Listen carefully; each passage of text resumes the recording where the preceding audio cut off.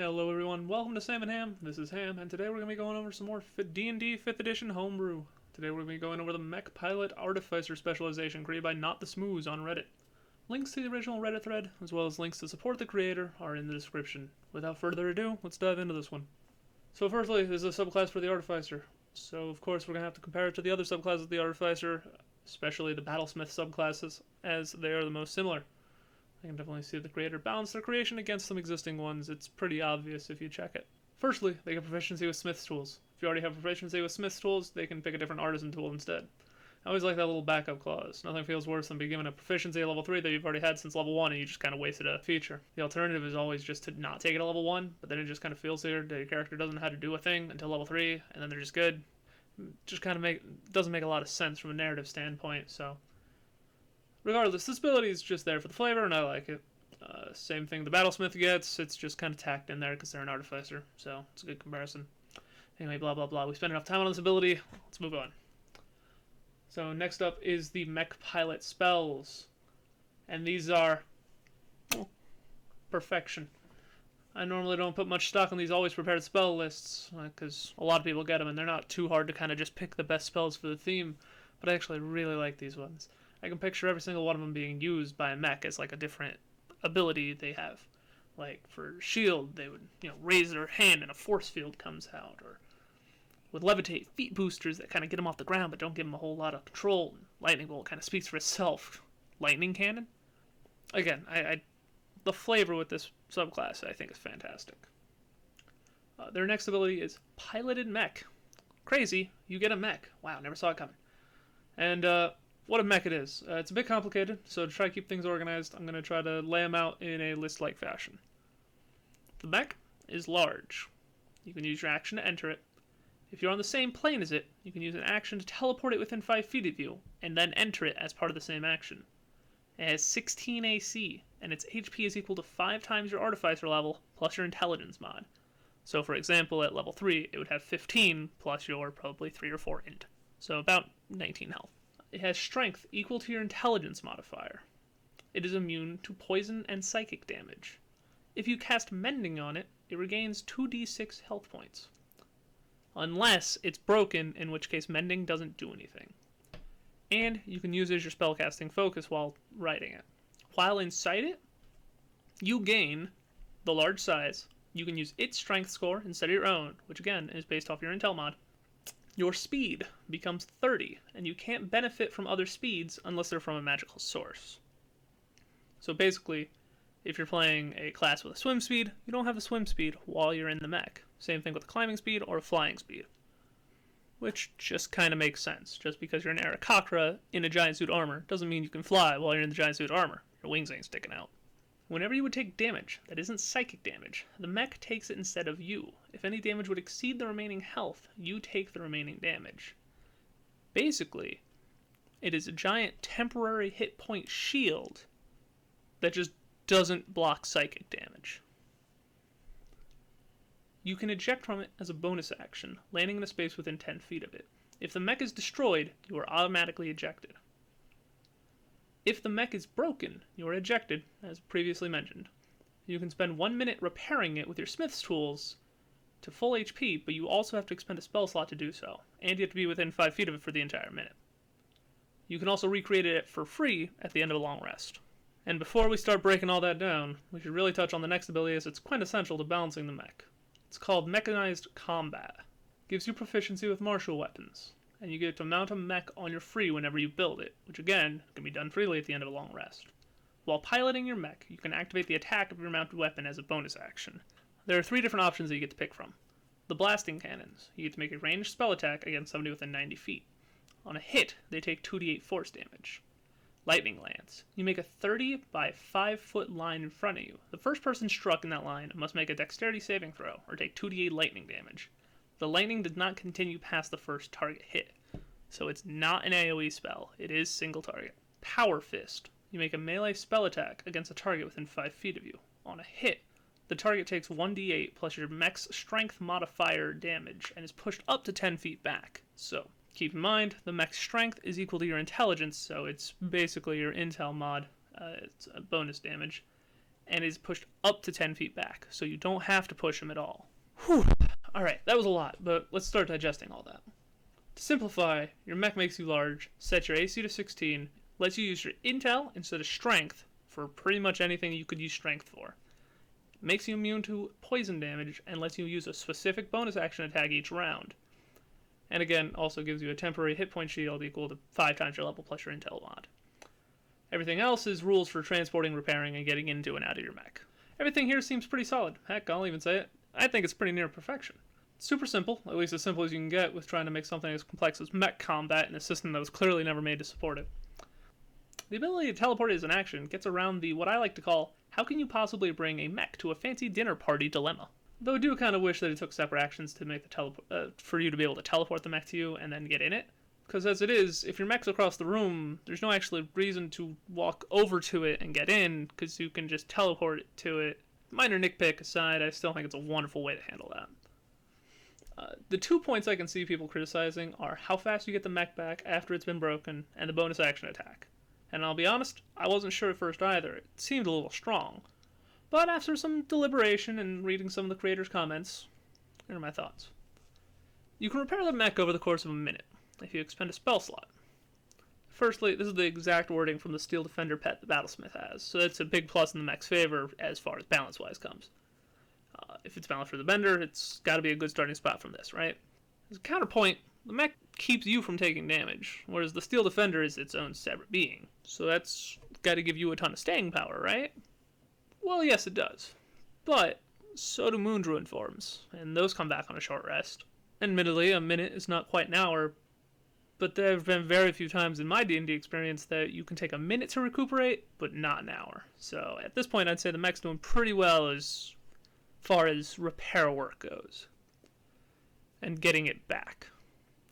A slightly more concerning point is the damage from the artillery weapons. It sounds like a lot.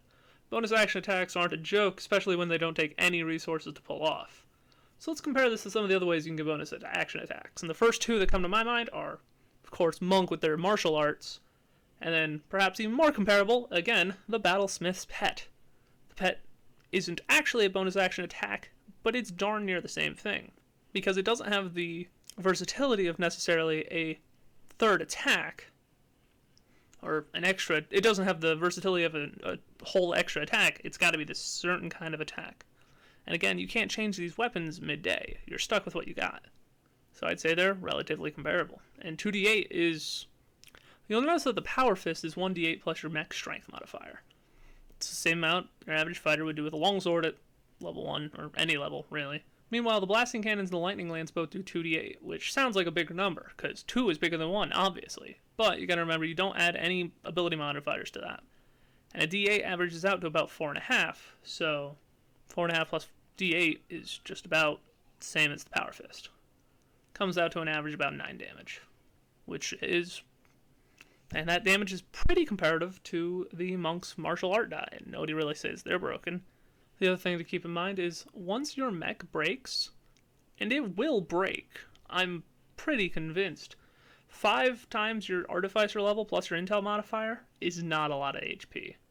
I'm pretty sure the Steel Defender and the Ranger pets only survive because DMs don't hit them, except for by AoE or if there's really nothing better to hit. Meanwhile, there's nothing else to hit if you're the mech, especially if you're in melee fighting. You're gonna be getting hit, and you've basically got the HP of a squishy wizard in melee, and you've only got 16 AC. So, admittedly, I haven't had the chance to playtest this one, though I'd love to. I can't imagine you go through most days without this thing breaking. And then, once it's broken, you can't use that weapon anymore. And basically, at some point in the day, you're not going to have most of your class features. So I'd say that's where the balance comes. You're really strong while the mech's still alive, but the mech is going to break at some point. I'm very convinced. And I think that's a wonderful design point. I think it's super cool that, like, while you're in your mech, you get this beefy dude that's super awesome and can be melee all the time.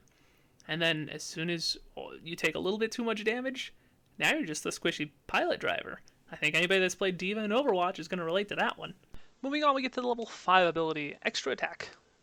Whenever you take the attack action, you can attack twice rather than once whenever you take the attack action.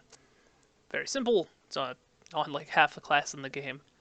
I do think it's kind of cool, just from the Artificer design point, that you can get an extra attack, but you don't have to. It's the only class that does that at level 5, obviously, There are a few Bard subclasses and Wizards that get extra attacks level 6, but that's, whole level later than level 5. Again, it's not a decision, really, that the creator of this subclass had to make. It's the exact same thing Battlesmith gets. But I just wanted to point out I like the design point that the Artificer has in general. It's probably actually one of my favorite things they have. At level 9, they get Arcane Reactor. The damage of your specialized weapons are increased by a d8, and they can generate enough power to launch you into the air. While piloting your mech, you have a flight speed of 40 feet. However, your mech can keep you aloft long, and you fall if you end your turn in the air. This is the exact same as the Path of the Totem Barbarians Eagle feature at level 14. I think a little interesting that you get it about 5 levels earlier here, but I think it's also just a really cool feature that I think is underutilized. Like, I think that would have been a really cool, like, second level, maybe flight equivalent. Or maybe even a third level spell that just lasts longer than the flight spell does. I don't know. I just think that it's a really cool mechanic that, as far as published content goes, it's only ever used once. So I think it's cool that these guys are the ones that get it. And again, this just reminds me of like a mech booster that's very short term and just kind of gets you from place to place. Very cool. The extra d8 of damage is probably about as good as it can be placed. At a certain point, the 2d8 or the 1d8 plus mod is going to fall off. I don't think it's quite level 9. I think level 9 might be a tad early. But as far as Artificer specializations go, it's either that or level 15, and I'd say level 9 is the better of the two options here. It's generally right about a level 11 that you start getting more improvements to that kind of thing, such as Ranger Pet getting its second attack at that level. If we compare this ability to Arcane Jolt that the Battlesmith gets, 1d8 is lower than 2d6, but not significantly. As you can see, Arcane Jolt can only be used a number of times equal to your Intel modifier per long rest. Having a straight 1d8 improvement, it's a little bit much. Again, 2d6 is more than a d8, and it also has the additional bonus of being able to heal rather than just do the damage. And it also has the additional ability to trigger on your attack or the Steel Defender rather than just with that specific. One could argue that the versatility of Arcane Jolt makes up for the sheer consistency of the Mech Pilot level 9 ability. I'm not sure I 100% agree. I think it might be just a tad bit strong, but it's also a hell of a lot simpler than trying to remember your Arcane Jolt charges. End of the day, I don't think it's too strong to be playable, obviously, but I'd have to see a little bit more playtesting before I could really make a huge judgment here. Level 15, they get 2 abilities, Superior Defense and Emergency Protocol. Superior Defense, you have resistance to non-magical attacks that do bludgeoning, piercing, or slashing damage, as long as they're not adamantine. The adamantine bit is, I think, almost purely fluff. I don't know of any monsters in the monster manual that have adamantine weapons by default. Can't say it's ever came up in 5th edition. I know it was a thing in older editions or Pathfinder, but less so here. As far as balance goes, I think it's fine. It's level 15. I think getting resistance at this level is fine, because by this point, your mech's health pool is significantly smaller than any fighter or barbarian's health pool. And again, when your mech runs out of health, you're screwed. Because this entire subclass has been about pumping intelligence as high as possible. Your strength and dexterity are probably garbage. At level 15, I think, again, it's going to be the epitome of once your mech breaks, you have nothing left. So giving your mech some resistance so it lasts a little bit longer throughout the day, I think is a good thing. And on the literal opposite note, Emergency Protocol. When your mech is reduced to 0 hit points while you're piloting it, you can cause it to self-destruct if you're not incapacitated. It doesn't take an action. Or you can use your action while you're within 60 feet of it to make it explode early. When it self-destructs, if you're in it, you eject up to 60 feet away. Otherwise, it's destroyed, it explodes, everybody within 30 feet of it has to make a dex saving throw. On a failure, they take 48 lightning and 48 force damage. They take half damage on a successful save. Once you use this feature, you can't use it again until you finish a long rest, even after you repair your mech. I like this ability. There's a little bit about it I don't love. I mean, everybody, I made the joke earlier about D.Va, but if you've played Overwatch, it's definitely going to remind you of D.Va ult. The difference being is D.Va's ultimate one-shots most people. His emergency protocol does 8d8 damage. At level 15, that is not a game-winning explosion. I still think it's good. I mean, that's Blight. It's a free 4th level spell that's AoE, basically. I mean, the only part about this one that I don't love is the fact that it automatically explodes when it hits 0 HP. The entire class up until this point has basically been don't let your mech break or you're screwed. Now we've got this like backup, oh well, if you break, you still get this. And that's okay. I think it would have been a little bit more interesting if it didn't send you 60 feet away. I don't know if it's good design to necessarily have your explosion catch you in the explosion, but I think that could have made for some interesting decisions. Now there's not a whole lot of reason that you wouldn't use the explosion, unless there's like civilians nearby or you just don't want to explode friendlies. But I think the flavor is really here for this ability. I think it's like, your last ditch effort. What do you do when you have nothing else left? Your mech's almost broken. You just go, all right, well, I've got to send the mech in to go explode real quick. Here's the final hurrah. I don't know, it seems kind of cool. Like a big self-sacrifice thing, almost. So again, I don't think it's too strong. I think it's a little weird, but I think it's a good weird. But with that brings us to the end of the class description, so I hope you guys have all enjoyed this little bit of review. Something I want to start doing whenever I do some of these reviews is I want to give them like a rating 1 to 10, how likely I would be to play it or recommend it to a player. And I've got to say, we're starting off high with a 9 out of 10. I absolutely love the flavor of this class. I'm not the biggest mech guy, but I guess I like him more than I originally did, kind of sitting down to read this. The only reason I wouldn't suggest it to more people is Artificer are already kind of a hard sell for some D&D campaigns. This guy's going to 11.